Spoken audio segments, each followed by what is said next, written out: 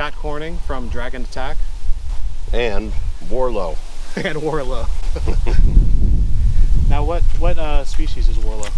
Warlow is a hybrid I produced about 14 years ago. And he was my goal of replicating. Now they're known as Hydrosaurus microlophus. So this was a hybrid because I only have one female, and I could not find a matching male for like probably about 11 years.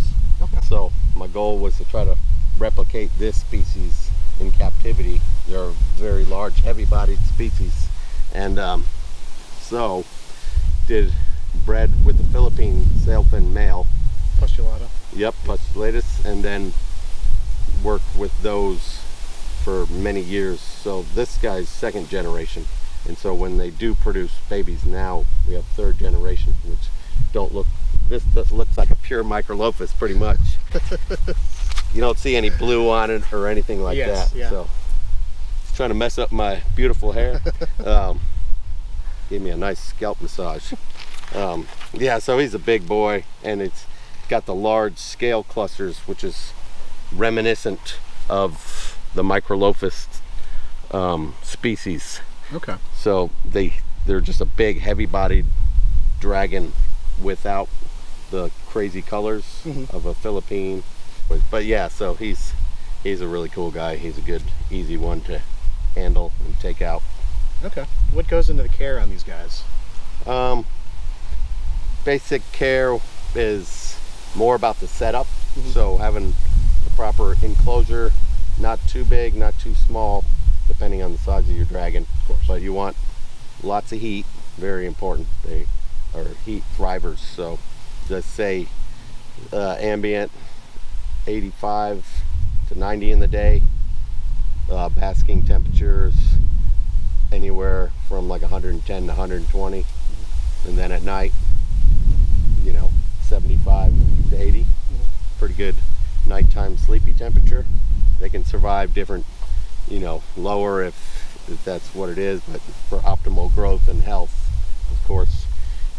I use the strongest UVs bulbs, so I use metal halides by ZoomEd. I use 10.0 high outputs by ZoomEd, and occasionally I use some mercury vapor bulbs, all in one, UV and heat.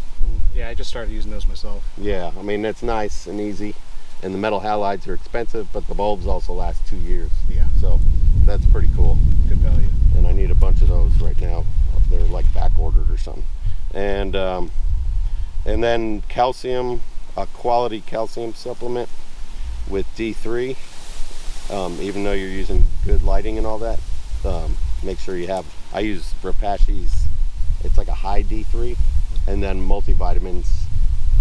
So I put calcium in a shaker, and I put vitamins in the shaker, and then I use more calcium than I do vitamins, but a little bit every day on their food, including crickets, not really mealworms, superworms, all kinds of live food. You can't really do roaches here in Florida except for the discoids. But they eat salads, so spring mix, collard greens, all kinds of fruit. They love bananas. But the main key is to give them variety because they get bored of the same feedings. But they love to chase bugs. What would you say the ratio would be for vegetation to protein? As babies, I try to, since all the big boys are getting veggies very often, basically every other day. So I give the babies the vegetation, but they might not eat it really too much, but I'll put the worms in it, and then they'll kind of start getting the taste.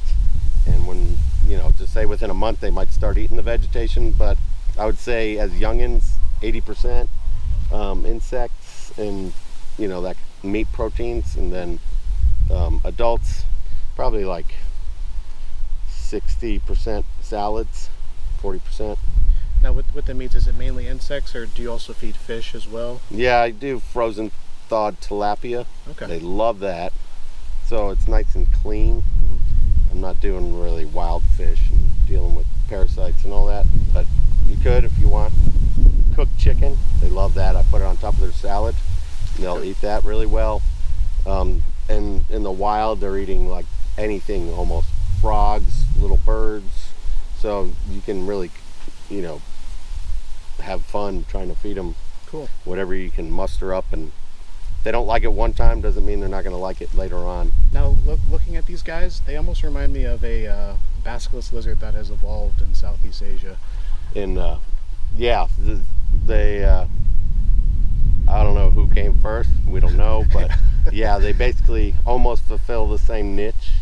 So it's convergent evolution at its finest. You got Central America, and South America has the basilisk, and South Florida a little bit, and then in Southeast Asia these guys range, depending on the species, Philippines, most of the Philippines, and then we have Eastern Indonesia, which like Sulawesi is where this type would be. There's a few types on Sulawesi, and then Halmahera, Ternate, Ambon, the island of Ambon, all the way towards New Guinea. So the eastern part of Indonesia, and then all of Philippines basically. Cool. And they live on river banks like the basilisk would. And when threatened, they just jump in the water and hide under the water for an hour, or swim away. Or some of these guys just hang out on boulders in the water. So there's really, when they're big, there's not much that's going to get them. Yeah. So they can stand their ground a little better. Little babies in captivity are going to be pretty wild and not really designed for handling too much, because they're just trying to get away. They're scared. So babies you can handle, but you know, don't stress them out too much by over handling. We'll probably pick up a baby and show you a baby. Okay. Philippines. So just to give you ideas of the size of a baby dragon and a big boy like Warlow. And they have really good nails, as you can probably tell from my bloody arm. Oh yeah. But you can trim them, but I don't mess with them because it's easier for them to climb with full nails and, you know, breed and live their normal life. But would you say these guys are capable of communal living together, or would you say that's probably not a great idea? it's like in the wild, they can, a male has a bunch of females, but they have enough space They can hide. to not get in each other's way. Yeah. And yeah, if somebody's mad, they just kind of, you know, flare up, and somebody can just move a few feet away or up a tree. But in captivity, you can keep them in groups, but you really have to watch them and have a backup enclosure, because if a female is hormonal, having egg production going on, she can be really mad at anybody, at another female. I've had them like together for 14 years and have one female all of a sudden biting at the other female. As soon as you see that, you got to remove them, because you'll have a death, not necessarily from physical injuries, but usually from mental stress. So you just got to watch them closely. Okay. And usually a male and a couple females if you have a large enclosure. But always have a backup enclosure, because like I said, there'll probably be an issue, and maybe a month later you can put them back together for, you know, Okay. extended length of time. You really see the intelligence in those eyes. Yeah, they're like a really fun lizard, because, you know, all the different lizards I've owned and bred, these guys just seem like they have something going on, like they're watching you all the time, and they get used to certain keepers, and how you move around them makes a big difference. You know, somebody else that is not good with animals, they'll just walk in and the lizards will be bouncing around the cage, and I can spray them directly with a water hose while I'm cleaning the cage at a pretty good pressure, and they just like, no problem. Got no problem with that.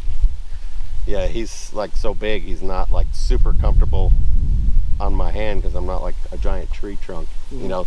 So basically, when you're handling these guys, especially when you take them out of an enclosure, you want to kind of scoop them up quickly, unless they're willing to come out, and then get them away from hard surfaces so the tails don't bang and break the tips off. That's super common, because they will flail around, and also they'll usually squirm for about a minute and a half like flail and squirm, but then they calm right down. Even wild ones that I've had experience with, they were like, I don't like to be out of my safety zone, but you get them out for a little bit and you hold them up high, they don't want to be down on the ground. They'll totally freak out because you're giant. They feel safer. Yeah, up high. you keep them up high and they're like, okay, I'm above you or level with you. Not Yeah, so bad. I know there are some keepers of monitors that practice that same thing Yeah. when kind of handling them and training them. Yeah, I like the Sailfins are, I mean, they're a little higher advanced than a bearded dragon, but with the proper enclosure, I mean, they're eating an omnivorous diet, so they're taking in just about anything. And you don't have to give them a ton of water, but they need enough water to, you know, somewhat submerge in and shed. And it depends where you live. If it's super dry, then you should have a really large water bowl. But mine get rinsed, mine get sprayed down every day and all that goodness. He's getting restless now, saving up his energy for getting the heck out of here. Now, I do have some questions from some viewers, if you don't mind. Yep. We have Jesse. He asked, where did you acquire breeders in the beginning? How did you Hey get started? Jesse, went through a ton of Sailfins when they were coming in the late 80s, early 90s. I would say 90s, like 1990 is when I got my first Sailfin. I actually went to the shop to buy some baby water dragons, and it was in Gainesville, and I live way down south, so it was really, I was really excited to get these baby water dragons, and they didn't have them. They were gone, and I was like, oh, and they're like, yeah, this thing, Sailfin, Philippine Sailfin. And I was like, oh, that's kind of cool. It was just basically brown. It didn't have any purple on it. It wasn't real big yet. And I was just like, all right, let's get that, because I was all set up to hook up some dragons in my life. And so that totally blew me away, that there was no information. Well, there was a tiny bit of information. And so that's where I became super obsessed, that how could the largest agamid lizard really not have good information on them? And most of it was misinformation. And so I just became obsessed, went to libraries, I don't know, did all kinds of Xeroxes and had all kinds of stuff going on. And then I started hearing that there was other types other than the Philippine type, and so I was trying to find those, and it's mostly just pet shops and importers in the early 90s. And unfortunately, we didn't even have quality lighting or calcium back then. And so it was really difficult when they're imported. They, you know, usually don't do too well. They're loaded with parasites. Now we know like all the proper anti-parasitic drugs to use and how to identify them. But back then you'd buy a few and most of them wouldn't make it. And my first guy, he lived for a really long time. And then I just kept trying to collect. Whenever an import would come in, I'd find out from some cool pet shops, drive across the state, pick up some babies. Some would live, and just kept building up my breeders. In 1992, I bred my first Philippine Sailfin, so that was pretty good. Cool. For only having them 2 years. But yeah, I was contacting all the zoos. I was trying to join like Indonesian herpetological societies back then. It's all through the mail. You know, when we're getting reptile price lists in the mail. So when you got one that said there was dragons on it, Sailfins, I'd be flying across the state as soon as I could. Mostly in my end of my college career and into first years of marriage. We had to have an apartment with 2 bedrooms, so one could have lizards, and then I had lizards on the back patio, and I could take them out and put them in the fresh sunlight daily because the bulbs were so bad. Nobody knew what, you know, there were Vitalites, and I don't think the UV was, if any, Quite sufficient. Yeah, but so that was kind of cool. Okay. Well, Martin from Martin's Exotics, he asked, how do you find homes for expensive rare reptiles? Just off my website and Facebook, I never have a problem. I have waiting lists going because these guys don't make a bunch of eggs, and unfortunately the eggs I usually get are not even fertile because some of my lizards are so old, usually in the 19s to the 26 years old, most of them. But I have waiting lists, and I just contact people, and whoever wants to purchase. I never hang on to any because they just sell really easy. It's just hard to produce them. And that would be at sailfindragon.com. Sailfindragon.com, and then that's also my Facebook, sailfindragon.com. Okay. And Lucky asks, where do Sailfin Dragons come from?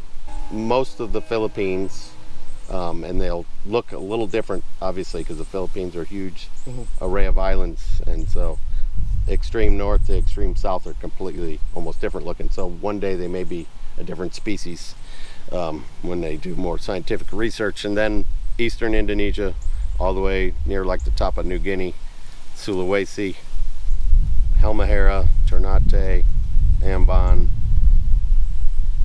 forget some of the other island, but it's all that eastern Indonesia zone. David asks, aside from the hardest part of keeping sailfins, what would be the most rewarding in your opinion? Definitely when I have babies. It's so exciting to have them hatching out and starting a new life. Cool. I don't know how long they can live, but my female's 26 years old, so it's a long-term commitment if you're serious about your animals.